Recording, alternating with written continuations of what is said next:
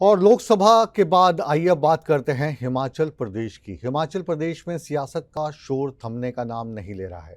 सियासी संकट बेशक थम गया हो, सुखविंदर सिंह सुक्खू की सरकार भले ही गिरने से बच गई हो, लेकिन ये जो सियासी संग्राम है ये रोज़ नए नए चीज़ों को सामने लेकर आ रहा है। 3 निर्दलीय विधायक अपना इस्तीफा दे चुके हैं, लेकिन विधानसभा अध्यक्ष ने इनका इस्तीफा मंजूर नहीं किया है। अब इसके पीछे विधानसभा अध्यक्ष क्या तर्क दे रहे हैं ये भी हम बताएंगे। और विधानसभा अध्यक्ष जब इनका इस्तीफा स्वीकार नहीं कर रहे हैं, इन्हें लंबी लंबी तारीखें दे रहे हैं, तो क्या इस बीच ये तीनों विधायक यूं ही बैठे रहेंगे या फिर हाई कोर्ट का रुख करेंगे? अगर ये हाई कोर्ट जाते हैं तो इन विधायकों के हाथ कुछ लग सकता है या नहीं? विधानसभा अध्यक्ष की क्या क्या शक्तियां रहती हैं? इन सारी बातों का विश्लेषण करती हमारी ये अगली रिपोर्ट।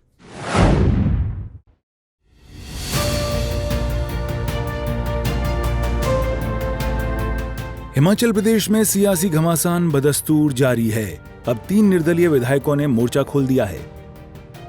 विधायक पद से इस्तीफा मंजूर न होने पर निर्दलीय विधायक खफा हैं और अब वो कोर्ट जाने का मन बना चुके हैं। इस्तीफा मंजूर करवाने को लेकर तीनों निर्दलीय विधायक किसी भी वक्त कोर्ट का रुख कर सकते हैं।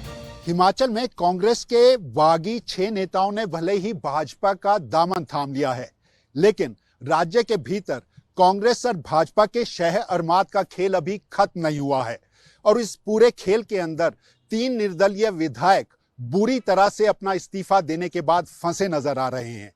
ये तीनों निर्दलीय विधायक चाहते हैं कि विधानसभा अध्यक्ष जल्द से जल्द इनका इस्तीफा मंजूर करें, लेकिन 10 मार्च को इनको जो नोटिस देकर उपस्थित होने के लिए कहा गया है, उसके चलते अभी इनका इस्तीफा और आगे लटक सकता है। इन परिस्थितियों में तीनों निर्दलीय विधायक हाईकोर्ट जाने का मन बनाए हैं और उसकी वजह भी साफ है। अगर विधानसभा अध्यक्ष इस्तीफा मंजूर नहीं करते तो लोकसभा चुनावों के साथ ये जो 6 उपचुनाव विधानसभा के होने हैं, उसमें ये तीनों निर्दलीय भी चुनाव मैदान में उतरकर बाजी भाजपा के पाले में करते नजर आते, लेकिन वो परिस्थितियां विधानसभा अध्यक्ष के इस्तीफा नामंजूर करने के फैसले के बाद रुकी, अटकी और लटकी दिखाई दे रही हैं। ऐसे में तीनों नेता अब हाईकोर्ट जाएंगे। आज नहीं, कल ये इस्तीफा मंजूर करने के लिए हाईकोर्ट का दरवाजे का दस्तक देते जरूर नजर आ सकते हैं। काबिले गौर है कि बागियों की सदस्यता रद्द होने के बाद 1 जून को हिमाचल प्रदेश में 6 विधानसभा सीटों के लिए उपचुनाव भी होने हैं। निर्दलीय विधायक चाहते हैं कि जिन सीटों से उन्होंने इस्तीफा दिया है उस पर भी उपचुनाव साथ हों, लेकिन इन सीटों पर अभी पेंच फंसा हुआ है क्योंकि विधानसभा स्पीकर ने अभी तक इस्तीफा मंजूर नहीं किया है। कुल मिलाकर विधानसभा स्पीकर की असीमित शक्तियों के बीच तीनों निर्दलीय विधायक फंसते नजर आ रहे हैं और अब कोर्ट जाने की तैयारी कर रहे हैं। काबिले गौर है कि राज्यसभा चुनाव में कांग्रेस के 6 बागियों के साथ 3 निर्दलीय विधायकों ने भी बीजेपी उम्मीदवार को वोट दिया था। इसके बाद स्पीकर ने कांग्रेस के 6 बागियों की विधानसभा सदस्यता रद्द कर दी थी।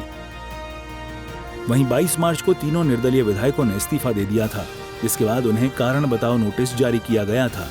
तीनों निर्दलीय विधायक बीजेपी में शामिल हो चुके हैं। अब सवाल यह है कि क्या कोर्ट से इन तीनों विधायकों को कोई राहत मिल सकती है?